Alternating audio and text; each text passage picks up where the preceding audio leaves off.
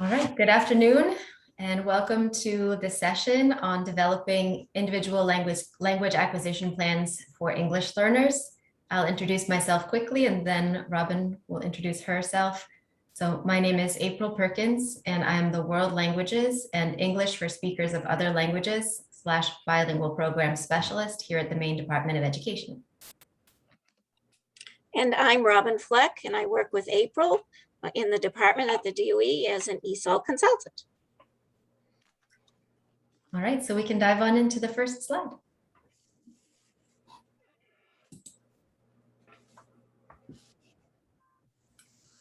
Robin, we're still on the title slide. I don't know if you're able to advance. There we go. Okay, so just to set the context a little bit, we wanted to share with you kind of why we go through the process of creating an individual language acquisition plan or ILAP for students. And oftentimes I'm asked whether there is a federal or state law or mandate that requires an ILAP to be created. And the answer is yes and no, essentially. There is not a specific reference to an ILAP in any federal or state law. However, federal law does clarify that we need to have an individualized program of services for any student who is an English learner that is catering to their specific needs as an individual student. And so in developing those plans, the kinds of things that we might include as we consider their needs are their proficiency level, grade level, educational background, and language background, especially if you're working in a bilingual program. Another really important federal standard that helps us know that an ILAP is important and necessary is the Supreme Court case Castañeda versus Picard. And there's a letter on that name that is missing. I'll fix that for our next iteration, but it should have the N above the N. So that court case basically established that a program for an English learner has to be of proven effectiveness. So it has to be based on a sound educational theory, meaning that experts in the field of language acquisition would generally agree that that program has a good chance of success for students. And it has to be implemented effectively with adequate resources and staffing and evaluated regularly and modified as needed. That is in reference to the district's overall plan and program for English learners, but it implies that for each individual English learner, there needs to be a process for reviewing their progress and ensuring that the services they're receiving are effective. So in a combination of various federal guidance and policies, we're able to determine that an ILAP really is the right thing to do, although it's not specifically mandated. All right, next slide. Oh, I forgot to mention at the beginning of today's session that Robin and I would prefer, if you have any questions, that you hold them for the end of our session, simply to make sure that we have time to get through all of the material. And then we'll be happy to reserve time at the end so that we can address any questions you might have. Thank you for that. Okay, so how do we develop an ILAP? One thing I would advise you to do if you haven't already is to take a look at your district's LAU plan. And in case you're not familiar with what a LAU plan is, the LAU plan is basically the district's roadmap for explaining how it meets its civil rights obligations to students who are English learners. And within a LAU plan, the process for developing a student's individualized plan should be described. And that little screenshot that's in the corner there comes from our document that we call the LAU plan template and guidance document, which you'll find on the Maine DOE website. And it describes there the kinds of things that we would expect to see delineated in that section of the LAU plan. And that includes the process for developing students' plans. So if your district's LAU plan does not yet refer to that process, then it would be a good idea to build it into its next iteration to make sure that that process is described. And typically what's described in a LAU plan is the process of convening the language acquisition committee and how that language acquisition committee comes together to create a student's individualized language acquisition plan. And members of that committee typically include the ESOL teacher or teachers, the student's classroom teacher or a content teacher, depending on the student's grade level, an administrator, and very importantly, a parent or guardian. So we definitely would like to see that parents and guardians have ample opportunity to be part of the development of the ILAP, and we'll be talking about that a little bit more in depth later. And then any other relevant staff who may have insights to share that would support the development of the ILAP, such as if a student receives special education services, OT or PT, anyone who might have important information that would help you to shape that plan. Next slide. Okay, so I'm also often getting questions because many of the folks who oversee ESOL programs across the state of Maine are actually directors of special services. And so I imagine some of you might have a director of special services or special education as your supervisor. So oftentimes they're bringing with them an understanding of a student's individual plan that is more based in what an IEP is. But there are some key similarities and differences between an ILAP and an IEP. So generally speaking, an IEP is a document that is highly regulated, meaning that all of the specifications for what will be in an IEP and how it will be developed are spelled out clearly in the law, which is the IDEA. As we talked about just a moment ago, we don't have a law that spells out how an ILAP will be developed or even that an ILAP will be developed. So for ESOL educators, there's more flexibility in terms of how an ILAP will look and how it will be used. But there's also less support from the law to mandate those processes for developing one.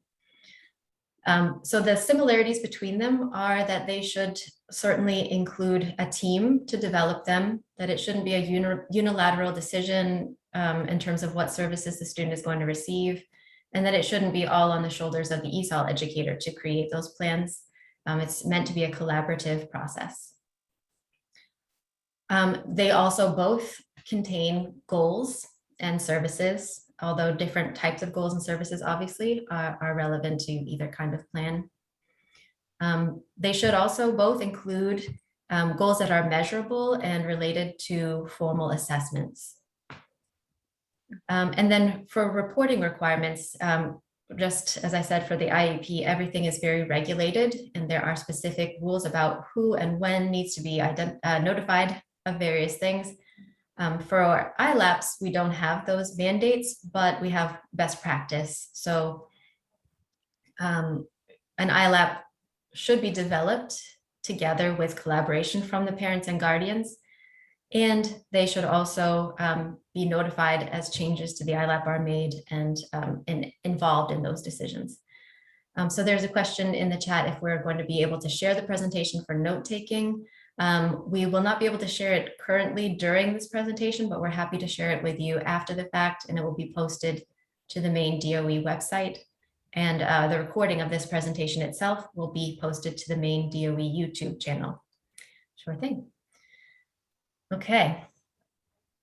Next slide, please, Robin. Thank you. Okay, so if you are perhaps new to the role of an ESOL teacher or new to your district and you'd like to know where you can find your students' ILAPs, they should be maintained in your students' cumulative files. So theoretically, you would find them there.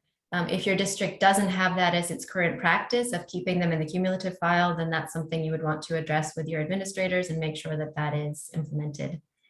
And Robin suggests, and I think this is a great suggestion, to keep a folder of a separate color. If you're still using paper cumulative files, which many of us are, keep a folder of a separate color. So it's very easy to identify that folder and make sure that everything that should be in there is put in there.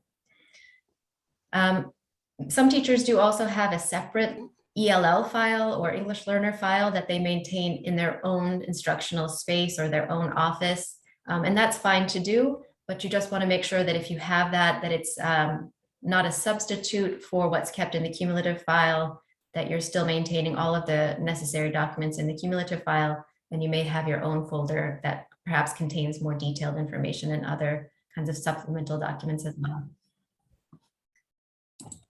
Okay, so who should have a copy of the ILAP? The purpose of an ILAP really is to organize your planning around a student's program of services, and also to share information with others about what a student's progress and needs are.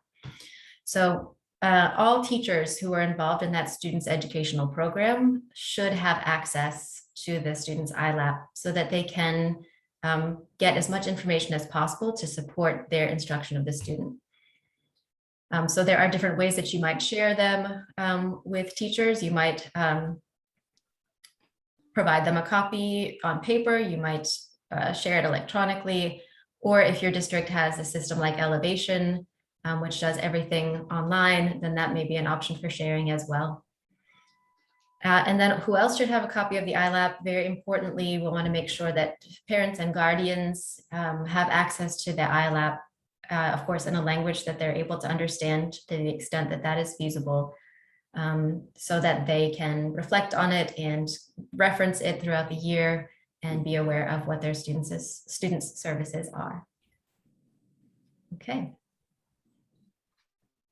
So talking about sharing with families, as I mentioned a few moments ago, when you're hosting a LAC meeting, the parents and guardians should have a really ample opportunity to be present and to contribute to that LAC meeting and to share their thoughts and feelings about the services that their student is going to provide, share insights about who their child is and what their strengths and needs might be. So that's the ideal scenario, is that they are there and present as the ILAP is developed. If that's not feasible for whatever reason, then you can certainly share the document with them and be very clear in expressing to them that their input and insight is wished for, and that you'd like to partner with them as much as you possibly can to develop that plan. So what we wouldn't want to see happen would be that the ILAP is developed independent of the parent or guardian, and it might be just given to them, and no opportunity for them to provide any input is there. So that's the kind of scenario we want to avoid, because we want them to feel that they can contribute to it and that they have a say in what kinds of supports their student is receiving. Okay, next slide. Turn the mic over to Robin. Okay.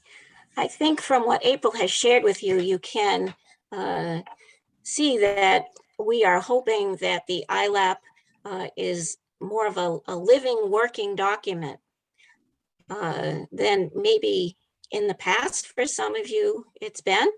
And in looking at it from that perspective, and in looking at it as part of the working document is to be able to collaborate with parents, but the educators who are working with your students.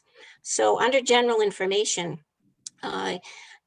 these pieces that are here, and this is a sample, I just made this up. Okay, this isn't a real person, but these particular points are useful to other teachers to know: the U.S. entry date and the U.S. school date. Okay, so this student came to the U.S. in June, but it was June 15th, so they didn't enroll in school until school started. Okay, so this student did have 3 months in the country, as opposed to another ILAP that might say U.S. entry date was 9/15 and U.S. school entry date was 9/18, and they'd only been in the country 3 days. All right, so they're just even trying to recover from jet lag maybe. So that's important. Primary language is very important. Birth country is optional, but it's quite often helpful to know that information. This is really important. You want to record when the language use survey was completed, and it also, if that piece of information is missing and you have an identified student, that language use survey has to be in the cumulative file. So you need to backtrack on that and make sure that if there isn't one there, then another one gets filled out. And how did a student get identified without there being a language use survey? And the EL start date. Okay, when did services begin? Okay, and that EL start date is kept is it Infinite Campus now, April? The state student data system now is Synergy. Synergy, okay, so that start date is in Synergy, and if you don't have that information, you have a student that's moved from another district, you can contact the technology person within your district who has access to Synergy. I know usually the access is kept quite tight, but that's the person that you could get that piece of information from. Okay, and then if you have any educational background that the family or the student has been able to share with you, that's really helpful to include. And you can see that, you know, I put a little bit here about that there's 2 siblings that are still in home country. So you think about, you know, just a student's social emotional adjustment. They don't have their whole family with them. We know their nature, that they're shy. Okay, so if a parent reports that a student is shy, you know, that's their natural disposition. Okay, you want to keep that in account, sort of in the, if they're a newcomer and then they're not speaking very much, you know, how much is language, how much is their shyness, okay? But this student could read and write in Arabic. Okay, so you know that their language was established, literacy was established. So just short notes about key information that could be helpful to all educators working with this student. Okay, and April, if any questions come up, let me know. Okay, the assessment piece is important, that you add the WIDA screener, okay, date here, and that so it's the online screener, and that you add the scores in, and then you add in the annual access assessment scores here. And, you know, I just made 2 lines, but, you know, you want to have space to continue that on as needed. But this is important for your record keeping, in case there's ever any question about timelines and parent notification and when the student was identified, that you have this date in there. Okay, then your state academic assessments. And I just did a few, but I noted this student was a newcomer. So the student was in the country less than a year, in 1819. So that student didn't have to take the state assessment for English language arts. They did have to take the assessment for math. Typically, their score is only counted for participation when the state looks at the results, although there might be a way that can be changed, and I'm not familiar with that. I don't know, April, if you can speak to that. Well, the state accountability system, which we refer to as Maine's model for school support, is in a little bit of a period of transition, given obviously the pandemic. So I'm not sure if it will continue in its current form, but I believe that math results would be included in the academic achievement and academic progress indicator for all students, including newcomers, but we can certainly verify that. Yeah, in the past, it was if they were there less than a year, they only counted it for participation. But my recall is that there was a way to have their, you know, to have their academic score counted. So we'll have to get back to everybody on that point. And then, you know, so, you know, in this case, you know, just to show that you can record things like in 1920, there was no state testing due to pandemic. Okay, and so that was written in. And if we had put 2021 in here, then you would have had your NWEA results listed in here. Okay, and so district progress monitoring. So each individual district uses their own progress monitoring systems, and you would want to record those there. which was done.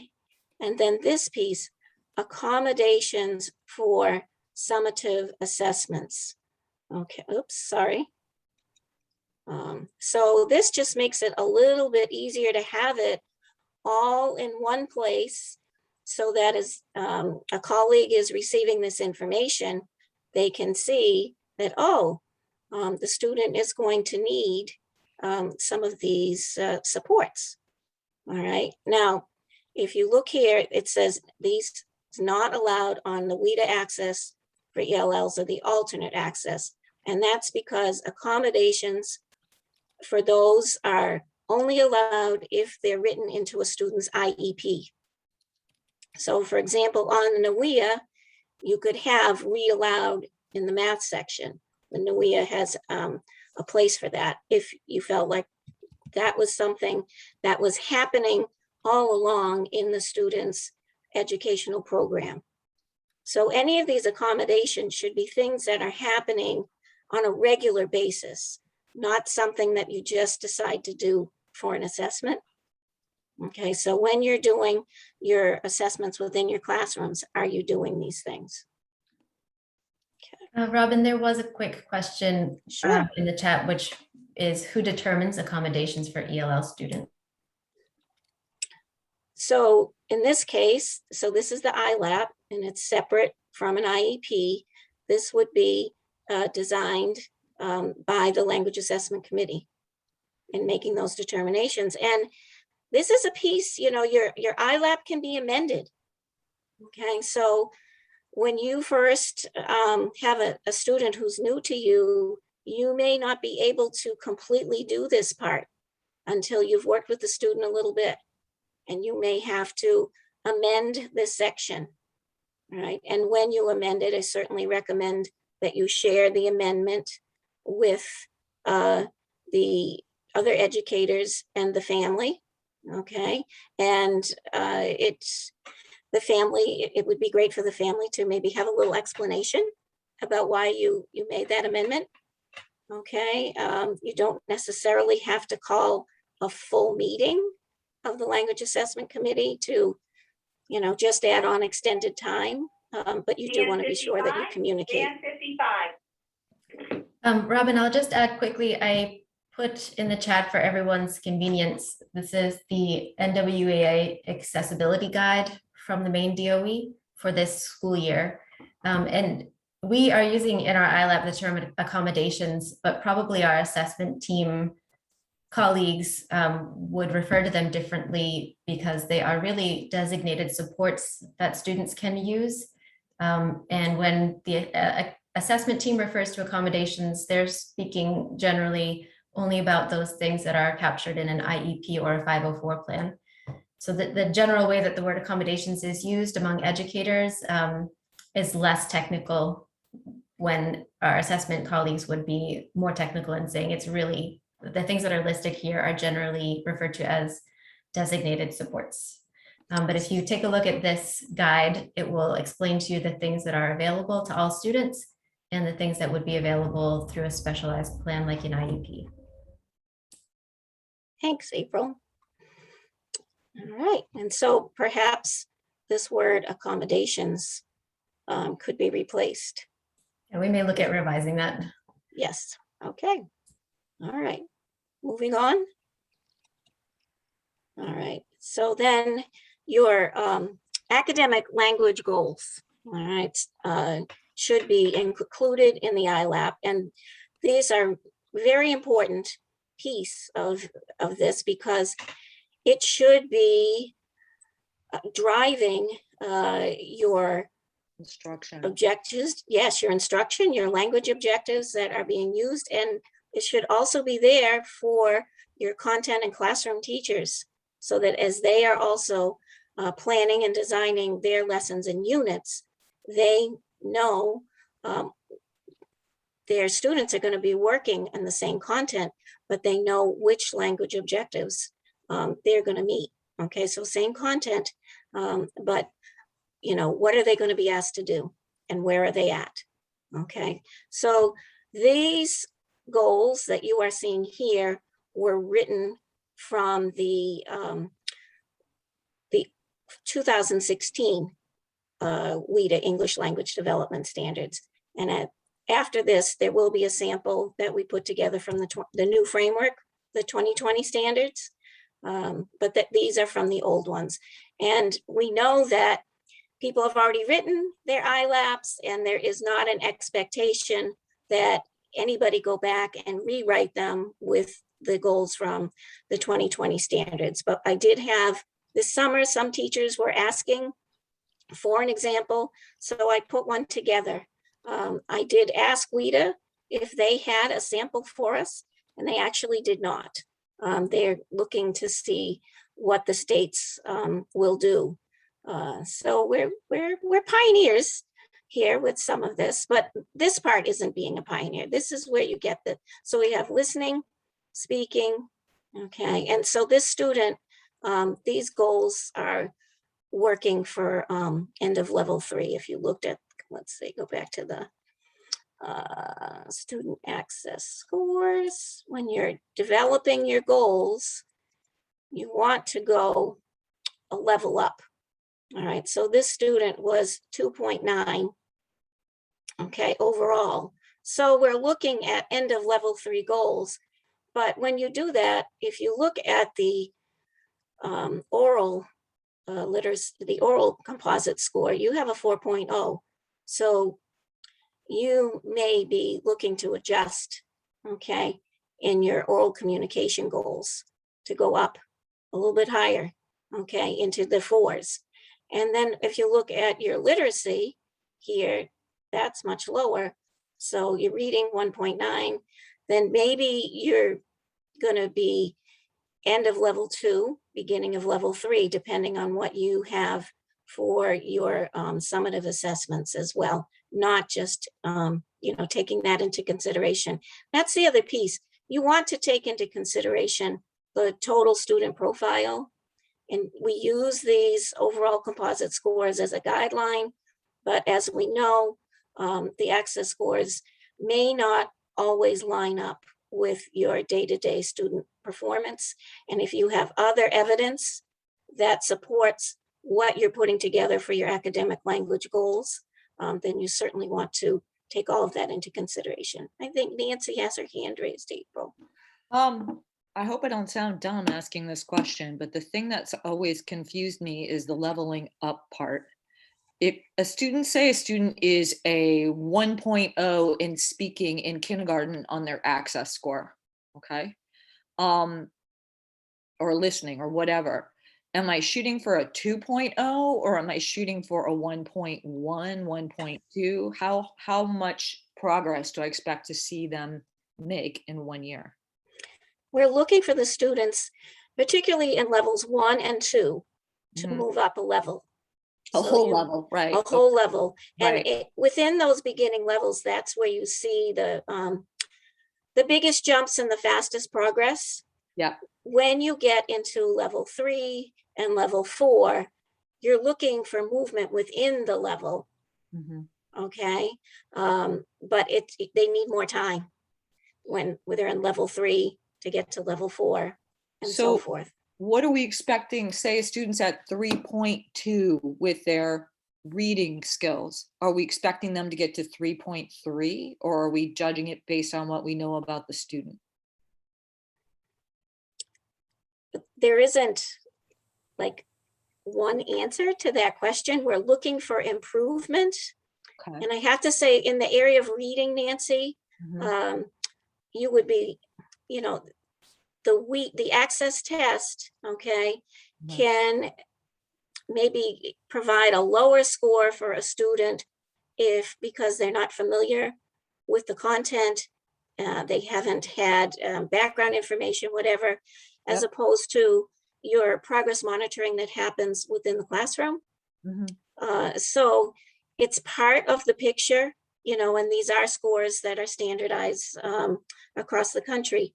But you are looking for improvement. But honestly, with the subject of reading, I would also be recommending that you look at, what's happening throughout the year in the classroom. April, do you want to add to that? Yeah, so I just added another resource into the chat for you to look at. I don't want to confuse you too much, because we did talk about how the accountability system, also known as Maine's model of school support, is somewhat in flux at the moment. But what I've shared with you is our method for measuring progress in English language proficiency.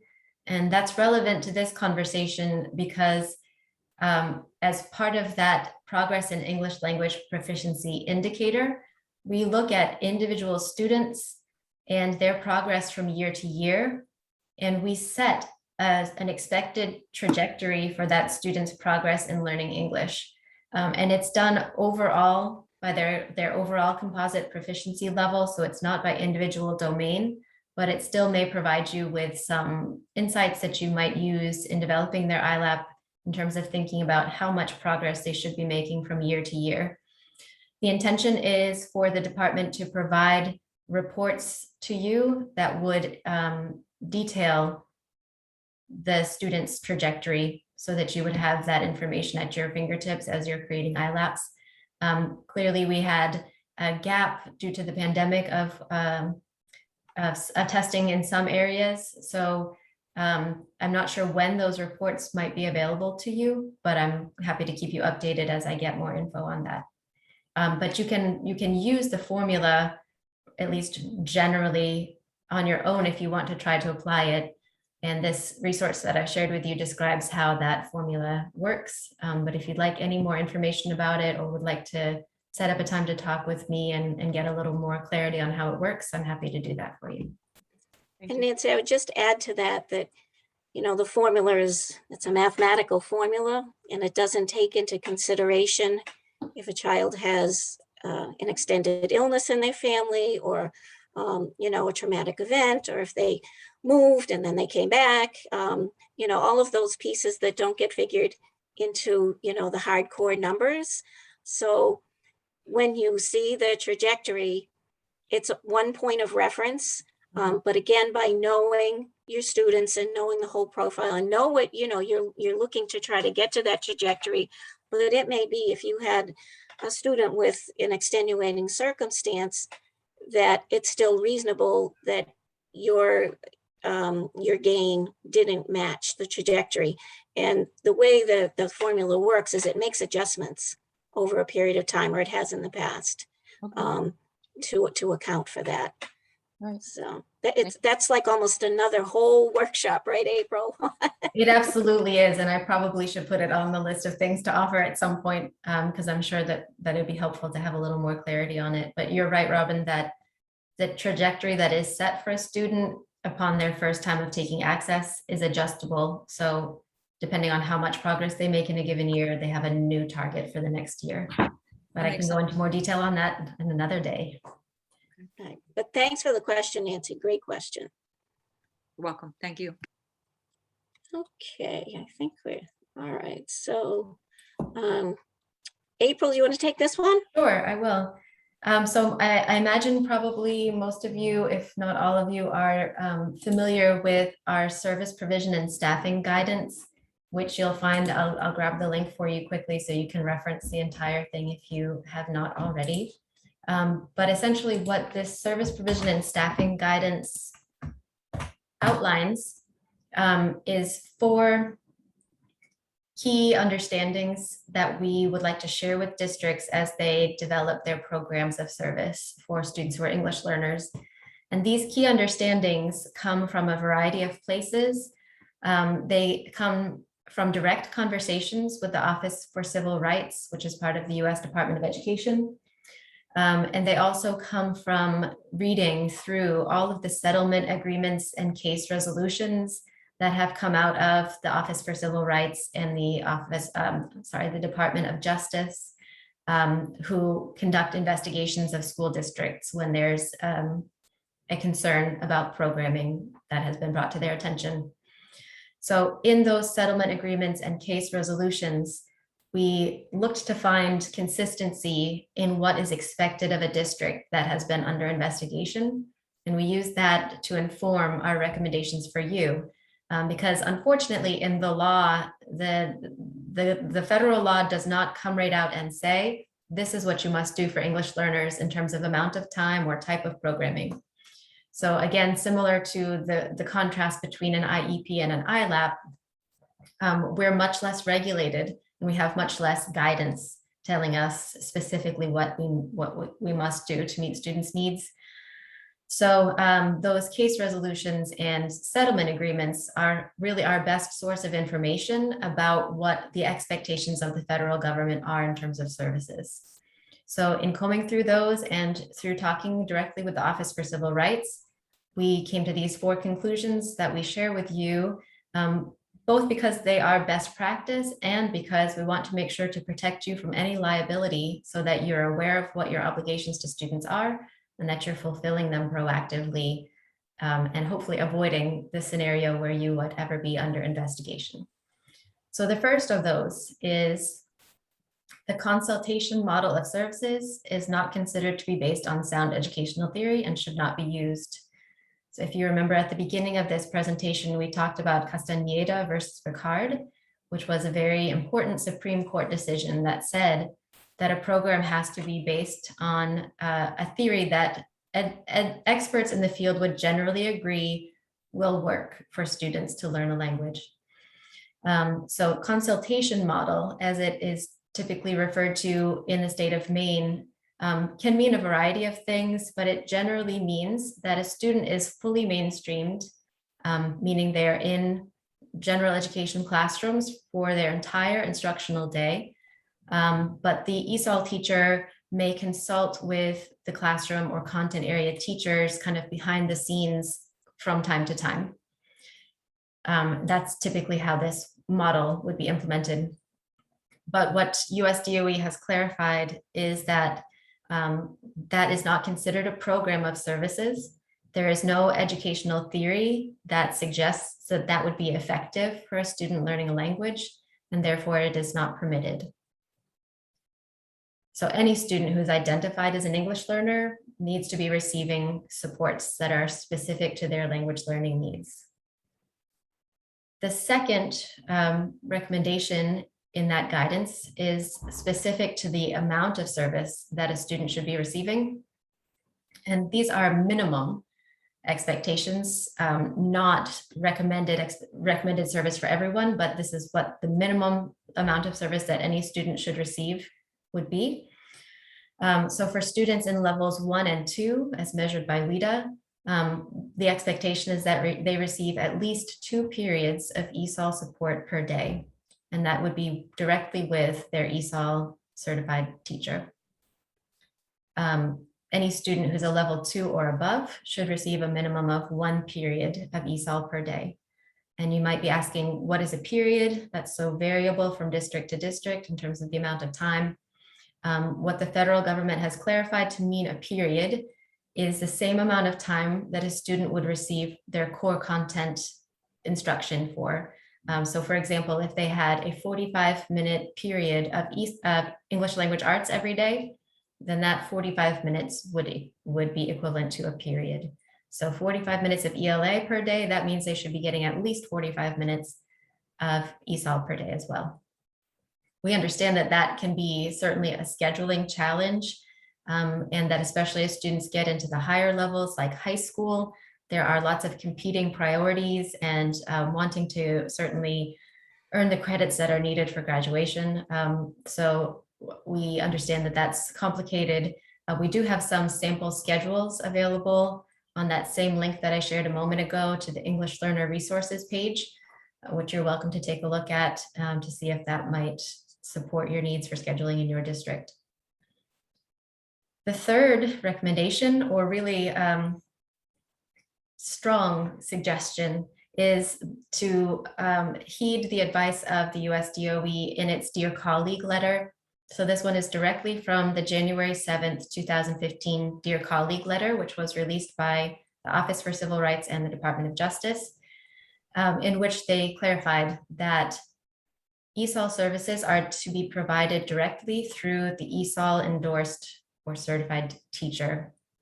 And that using an ed tech, tutor, or other person to provide the core ESOL services that are required by civil rights law, even under supervision of an ESOL teacher, would not be permissible.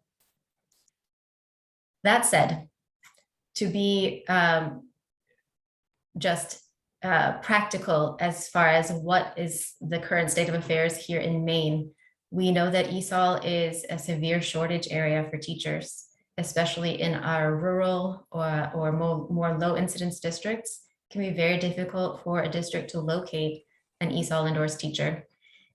So the US DOE and DOJ do say that using a teacher or an educator who is not qualified may be permissible only as an emergency or interim measure as the district moves towards securing appropriate staffing.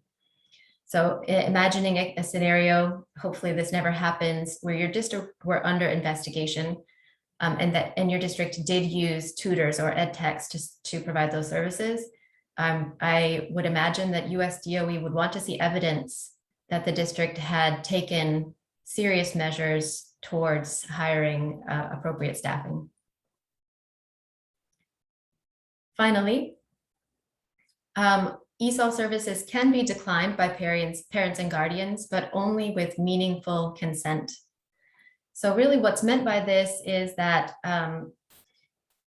there would need to be a legitimate opportunity for the student to participate in ESOL services, meaning there is a program available to them at the school.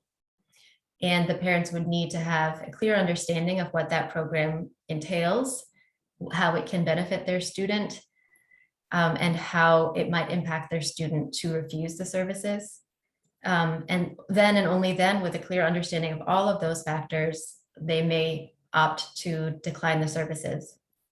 That said, if you look at one of our other resources, which is Administrative Letter 27, which coincidentally was just refreshed, but here's the prior version because I just happen to have a link to it handy. It talks about refusing services. And in Administrative Letter 27, it clarifies that a parent or guardian can elect to decline services. However, if refusing those services would then affect the student such that they would not be able to meaningfully participate in their education and make academic progress and language learning progress, then the school still has an obligation to meet that student's needs. So even with parent or guardian refusal, the school is not released from its obligation to meet that student's needs. And that's the gist of the staffing guidance, but I do recommend if you have some time to look it over more closely, read it carefully and share with your administrators. And if there are any questions, if your administrators have questions, they're more than welcome to reach out to me. And the Dear Colleague letter is also on the ESOL website. Yes, and that's another great resource that I am constantly sharing because that's, again, one of the few places where we have specific and clear language from the US DOE and DOJ that tells us what we are expected to do for students learning English. All right, next slide, Robin. Thank you. All righty. Okay, so the next section we have in this sample ILAP is just notation of, parent guardian either accepting or refusing services. If they refuse service, you want to absolutely enter the date of the refusal. If the student has an IEP or a 504 or any other related services that a student might be receiving, such as Title I, tutorial, vocational programming, an intervention program after school, gifted and talented, or anything else. Okay, the idea is to get all this critical information in one easy, accessible place. And then we have the ESOL program type. So we've listed these options. Certainly yours may say something a little bit different. Robin, just a quick note about that. If you wouldn't mind going back to that previous slide, thank you. Yep. So those ESOL program types that are listed come directly from Synergy, which is our state student data system. So those are the program types that we collect here at the Department of Education. You may wish to break them out into more specific program types within your district, but as far as what we collect, these are the specific labels that are in use here at the state. Thanks, April. I thought of that information as I clicked onto the next slide. No Thank problem. you. Thank you. Okay, so description of services. Okay, so this is really where you want to be clear about the service that the student will be receiving. Okay, so where is the student going to be? The student's going to be within the grade level content classroom. Who's going to be teaching? With the ELL teacher and the classroom teacher collaborating in their instructional practices. The student's also going to have a small pullout, English language instruction daily, small group, and they're going to have small group Title I support for reading that happens within the classroom. Okay, and then your minutes, hours of service are listed clearly here. Okay, and then the frequency of service, I mean, it was set up here, but then it's set again right in the next part. Okay, then your service providers, you would fill in the staff. And then the next part, differentiation strategies. Again, this is information if you include it in this plan, then you don't have to make up a separate sheet for each student, because I'm sure that all of you share information with the classroom and content area teachers about the differentiation strategies that your student needs. You know, we tried to do a sample list that was inclusive, but certainly you may see some others that you would like to include, and we do have an other in here. So you can look through this list and see if that is useful to you. But this should be something that really happens at this time of year with the ESOL teachers and the classroom content teachers, so that your student have the benefit of these strategies in whatever class that they're in. All right, and plan development, we put in the sample a place for quarterly comments. Maybe you have trimesters. For some districts, there is only one standard form for report cards. And if it's digital, maybe the comment section only has space for, you know, X number of characters. And so by the time the content classroom teacher puts in their comments, the ESOL teacher has about, you know, 45 characters to make a comment. So this is a place that you can put comments in and send them out to families and staff. And then if there are any parent conferences or parent contact during the quarter, you can also have those comments recorded in the ILAP and have record of them, and they're there for everyone to see. That is awesome, because so many times I attend meetings with my L students and I don't have a place where it gets recorded and put in their CUME file or put anywhere that everyone can see it. Right, so again, trying to make this ILAP a living, working document. And so these are some of the suggestions that we've put in. And then just keeping a record of your meetings and recording who attends the meetings. Okay, that's kind of a similar process to an IEP meeting, but it's more just helps with record keeping. And if there was any question from in any investigation or a parent or another staff member, you've got everything all recorded right here in one place. You don't have to go fishing through notes or report cards or whatever. Is it required that we have a signature on there? It's not required. It's just recommended. Yeah, because we have to do them electronically, and I don't know if an electronic signature is even acceptable. We have to do them remotely. Right. April, what do you think about electronic signature? I think so as you said, Robin, signature is not required. It's a good thing to have if you can, simply because it's a record of who participated. If there were ever any question about who saw the plan, who contributed to the plan, then you have that documentation. If you're not able to collect signatures, that's okay. But I think an electronic signature would be fine. Okay, thank you. Mhm. Okay, so like I said earlier, I put together a sample of just the goals part from the WIDA 2020 standards framework. And that framework is available online now, and there's a link here. When you get this presentation, if you choose to go there, and you can buy the manual. It's 374 pages long. It costs about $30, I think. So that's where I took these proficiency level descriptors, okay? And so in the 2020 standards framework, we talk about two different communication modes. So these first descriptors are for listening, reading, and viewing, which is now called the interpretive communication mode. And these were written towards the end of level 3.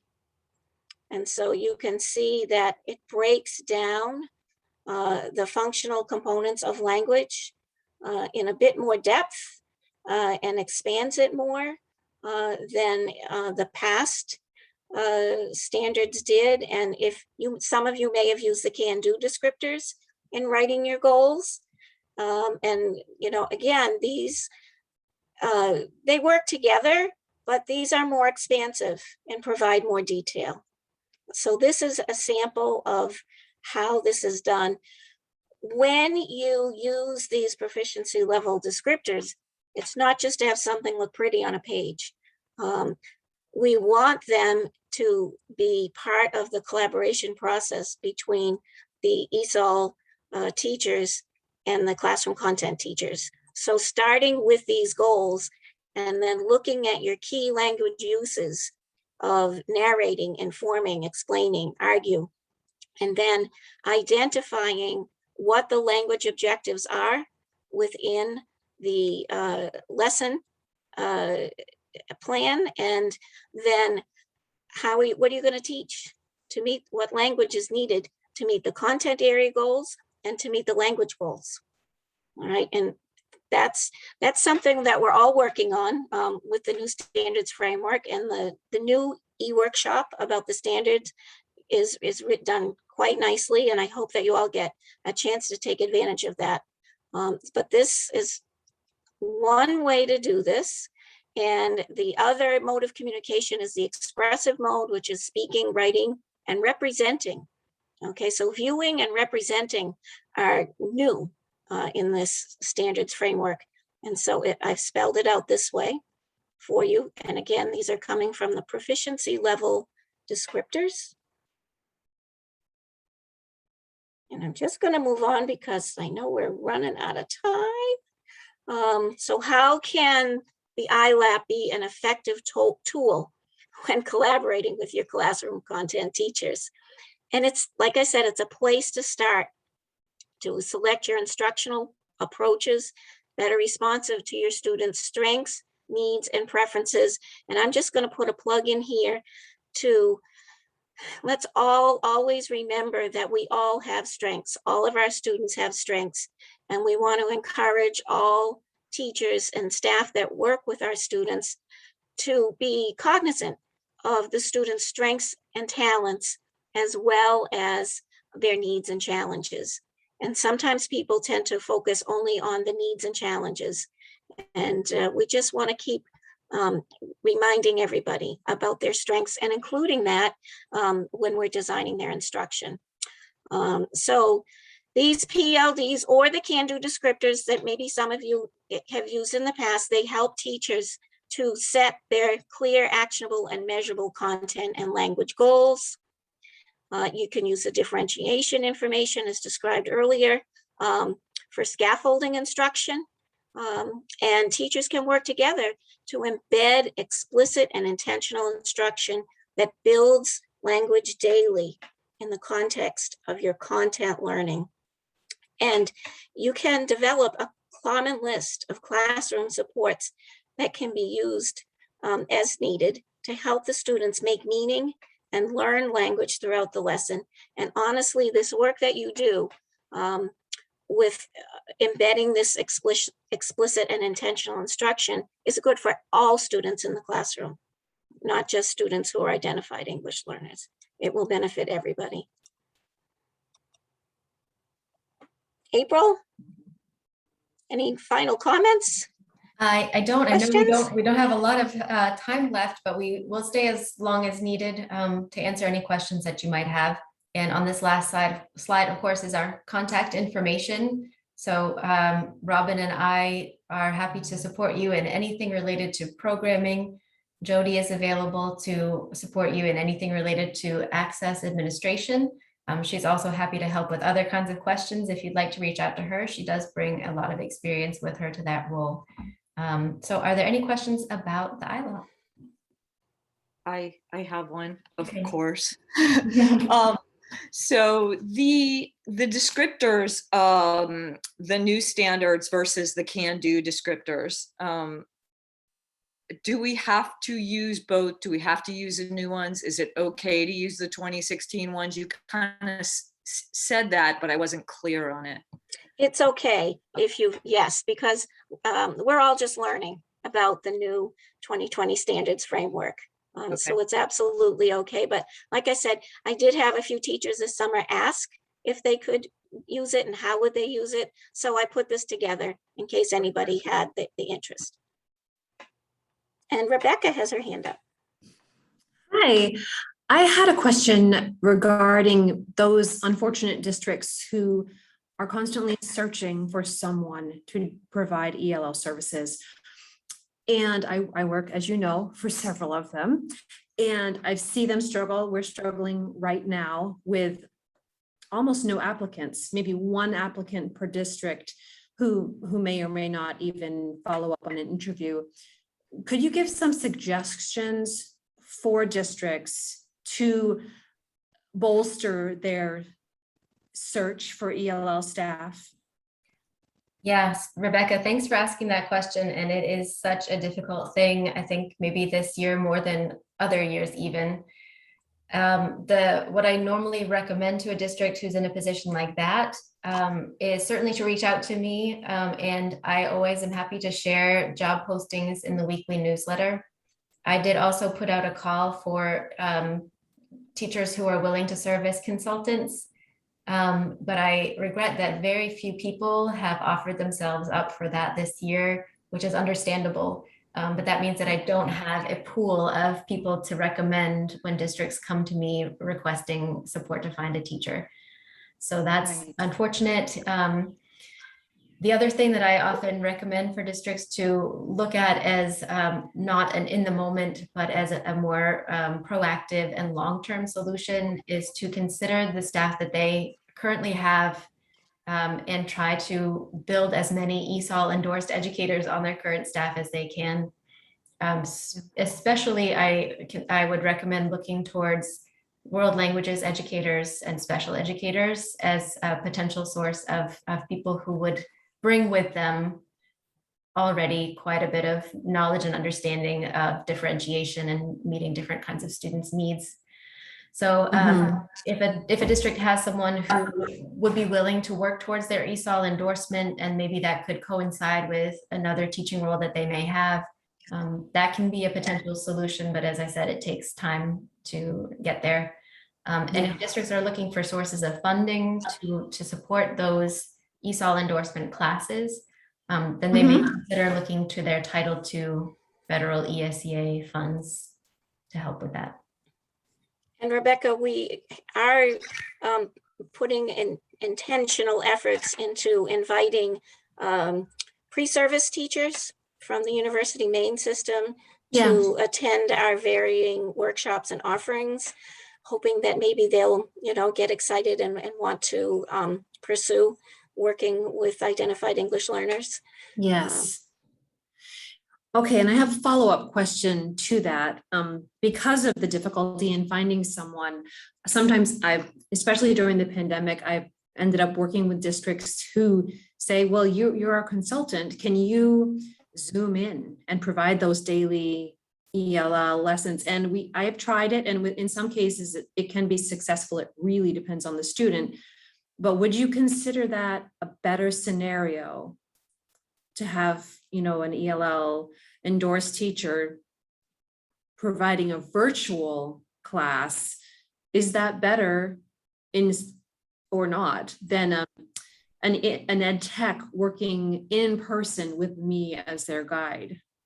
Very timely question again, Rebecca. And US DOE has yet to provide any kind of guidance on virtual services. However, my belief is that they would likely say that virtual services provided by a qualified teacher would be superior to face-to-face services provided by someone who is not qualified. And that word qualified carries with it a lot of connotations. So you have many ed techs who are very talented and experienced, and I'm not suggesting otherwise. But in the eyes of US DOE, they would like to see someone who has a professional qualification in serving students or English learners. And because last year, we know that services were provided remotely across the state in most districts.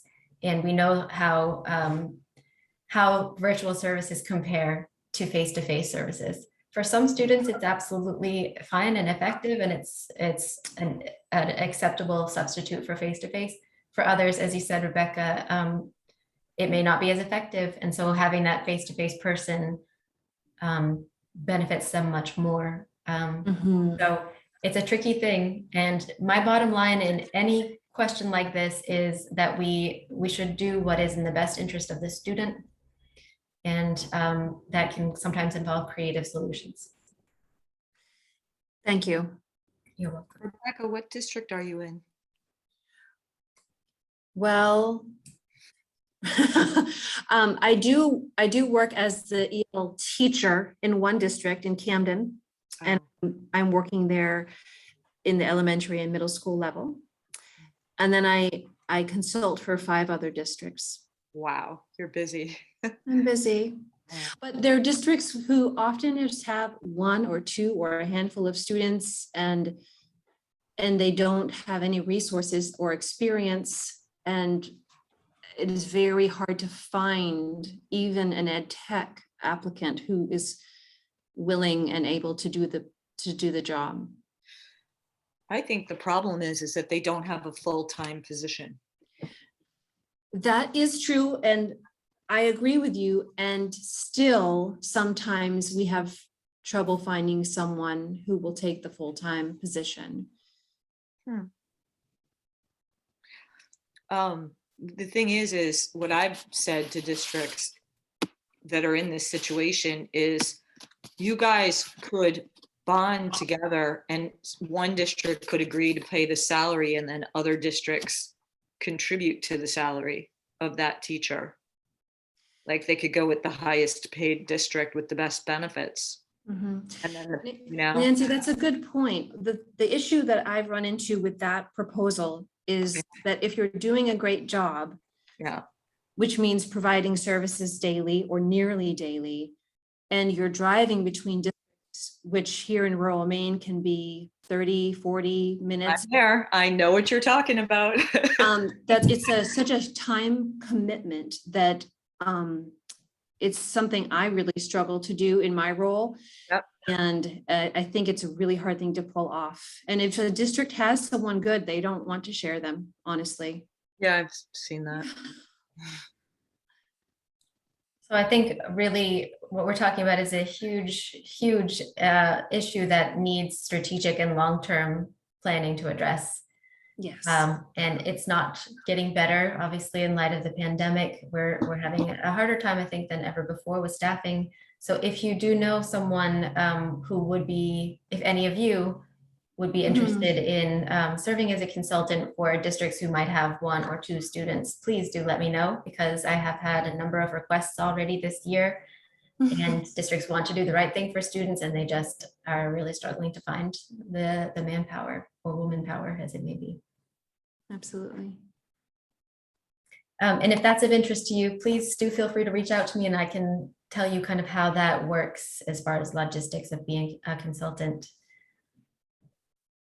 I'm also happy, April, if people want to talk to someone who's doing it after you, I'm happy to be a resource for that as well. I appreciate that, Rebecca, very much. I am going to go ahead and turn off the recording, but Robin and I will stay for any further questions.